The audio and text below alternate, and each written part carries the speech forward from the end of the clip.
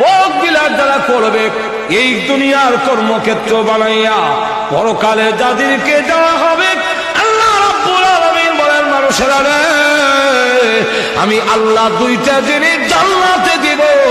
এক নম্বর হলো স্বাস্থ্যের কোনো সমস্যা নাই, আর তোমার ডায়াবেটিস থাকবে না, তোমার বহুমূত্র থাকবে দূরের কথা, বেশি বেশি তুমি পেশাব করতা ইটা থাকবে দূরের কথা, তোমার কিন্তু আর মুথই থাকতো না, মুখ উঠে যাবে, পায়খানা নাই, সবগুলো হজম হয়ে যাবে, দেখুর দিলে শেষ হয়ে যাবে, স্বাস্থ্যগত দিক থেকে কোনো দুর্বলতা নাই। আর এমন বউ দেওয়া হবে যারা তোমাকে দেখে মুসা মারে এরকম নয়, আল্লাহ রাব্বুল আলামিন রুচি বদলায় বদলায় বউ দিব। রুচি বদলায় কেমন? বাগানের ভিতরে যাবে, গিয়া দেখবে বড় আপেল গাছের মধ্যে লটকে রয়েছে, বড়ই হইল আল্লাহর নবী বলেন এক একটা বড়ই বড় বড় মটকার মতো। মুহাদ্দিসিনে কেরাম বলেন ওই মটকা গুলো দুনিয়ার পাল্লা পাটকিরায় ওজন দিলে 12 মণ ওজনের হবে। এখন ওই জান্নাতের ভিতরে বড় বড় মটকা যদি হয় বড়ই, আপেল কত বড় হইব? ছোট না বড়? এমনি আপেলটা পেরে যখন বাংছে তার ভিতরে তাকায়া দেখে সোনার রূপসী, গলার মধ্যে অলংকারের অভাব নাই, কানের মধ্যে অলংকারের অভাব নাই, হীরামণি মুক্তা খচিত কাপড় পরিধান করা, 14 তারিখের চন্দ্রের চাইতে আরো উজ্জ্বল চেহারা একজন বউ, একজন হুরপুরি ওই আপেলের ভিতরে বুমটা দিয়া বসা আছে।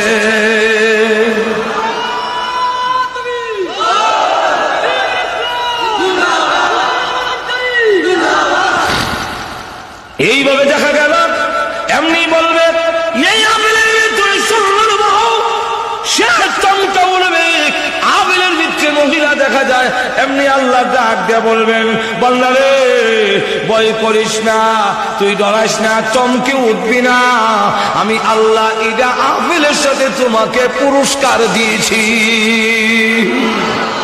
ঘরে লইয়া যাও, মার্কেটে গেছে গিয়া দেখে ছবি লটকায়, মাহাজন নাই, খাবার সবর দোকান দাগানে অলঙ্কার পাতি যা আছে সব লটকাইল আছে, আবার ছবি একটা লটকে রয়েছে একজন সুন্দরী মহিলা এমনি রয়েছে, আর দেখবেন ছবির মধ্যে খুব দারুণ দেখা যায় তো, এখন ঠিক নেই বলবেন আমার ঘরেরটা যত সুন্দর ঠিকাদার বিচ্ছে বিচ্ছে গেলাম কুটকুটি করে, এখন লটকার যে ছবিটা এটা দেখে পারি এটা না বইলে ভালো আছিল, এমনি দেখে এখান থেকে আসসালাম আলাইকুম, আল্লাহ আমার দিছে না আপনার বউ একটু ধরে কর না। দুনিয়া একদম স্বাস্থ্যের দিক থেকে উত্তম হবে। 2 নম্বর হলো আর জীবনে কোনোদিন মরবে না, অনন্তকালের জন্য বুক বিলাসের জন্য দেওয়া হবে। এখন পরকালেরটা নিবে না ইহকালের বুক বিলাস নিবে? যদি ইহকালের নিতে চাও আমি আল্লাহ তোমাকে মেধা দিছি, বুদ্ধি দিছি, তোমার বিবেচনার উপরে ছেড়ে দিলাম। অন্য প্রাণীরা আল্লাহর হুকুম না মানলে লগে লগে সাথে সাথে আল্লাহ দরিলায় গাছের জবান থেকে যখন আল্লাহর জিকির বন্ধ হয়ে যাবে, তাফসীরের কিতাবে লেখে গাছের মনন হয়ে যায়। নদীর জবান থেকে যদি আল্লাহর বিধান ভুলে যায় ওই নদী মরা নদী হয়ে যায়, স্রোত আর চলে না। যেই পাখির জবান থেকে আল্লাহর জিকির বন্ধ হয়ে যাবে, পাখির মরণ হয়ে যাবে, ফেরেশতা যদি গাফেল হয়ে যায় ফেরেশতা শেষ হয়ে যাবে। কিন্তু আল্লাহ রাব্বুল আলামিন মানুষ আল্লাহর বিধান মানে না, সঙ্গে সঙ্গে শেষ করে না। কেন? যেহেতু ওই গাছের জন্য জান্নাত জাহান্নাম নাই, পাখির জন্য জান্নাত জাহান্নাম নাই, আর গরু ছাগলের জন্য জান্নাত জাহান্নাম নাই, ফেরেশতার জন্য জান্নাত জাহান্নাম নাই। এই জন্য শাস্তি সঙ্গে সঙ্গে হয়ে যায়। আর মানুষেরা তোমাদের সঙ্গে সঙ্গে কেন ধরি না?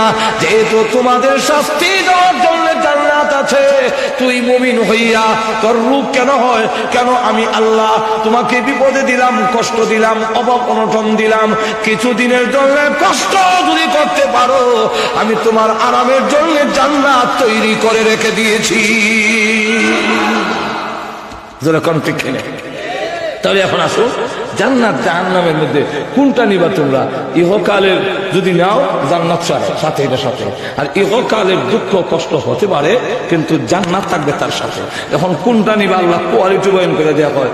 যদি চাও দুনিয়া নিতে আমি দিব, মান কানা ইউরিদুল আজিলাতা আজ্জালনা লাহু ফিহা মা নাশাউ লিমান নুরিদ মান কানা ইউরিদুল হায়াতাদ দুনিয়া ওয়া জিনাতাহা নুওয়াফি ইলাইহিম আমালাহুম ওয়া হুম ফিহা লা ইউবখাসুন।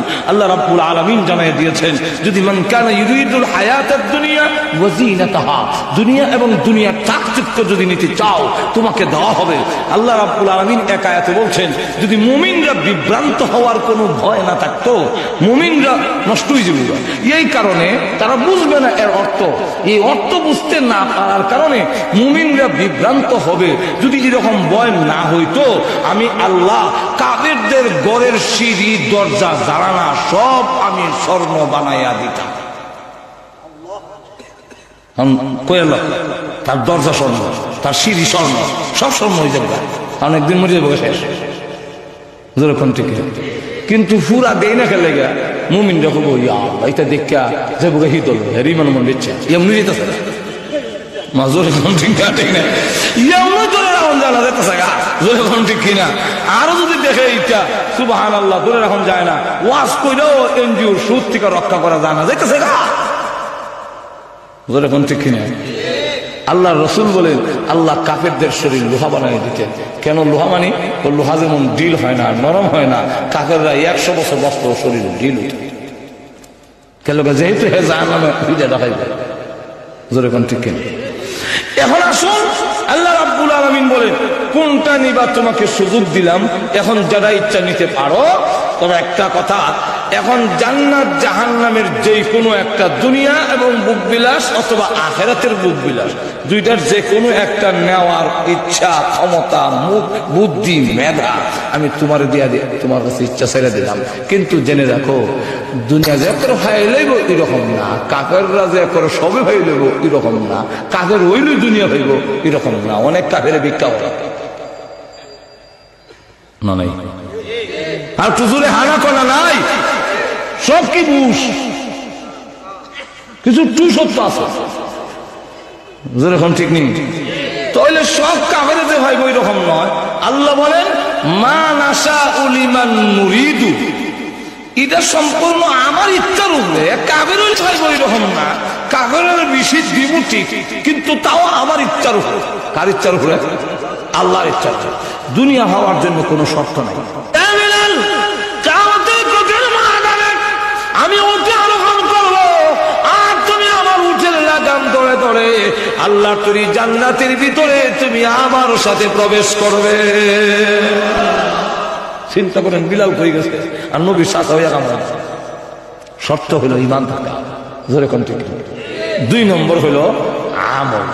যদি আমল করতে পারো, ইমান আনো আর আমল করো, তাহলে ইমান জান্নাত দিব। আল্লাহ নিজে বলেন ইন্নাল্লাযীনা আমানু ওয়া আমিলুস সালিহাত কানাত লাহুম জান্নাতুল ফিরদাউসি নুজুলা। আল্লাহ রাব্বুল আলামিন বলেন যারা ঈমান আনবে আর আমলে সালেহ, আমল 2 প্রকার, একটার নাম আমলে সালেহ আর একটার নাম আমলে সাইয়্যা। একটা আমলে সালেহা আর একটা আমলের নাম আমলে সাইয়্যা। আমরা ফার্সিতে হয় বা উর্দুতে হয়, একটার নাম নেক আমল আর একটার নাম হইল বদ আমল। এখন এই যে নেক আমল আর বদ আমল, আল্লাহ রাব্বুল আলামিন বলেন যারা আমলে সালেহা করবে আমি আল্লাহ ওয়াদা দিলাম তাদের জন্য আমি তাদেরকে জান্নাতুল ফিরদাউসের মেহমান বানাবো।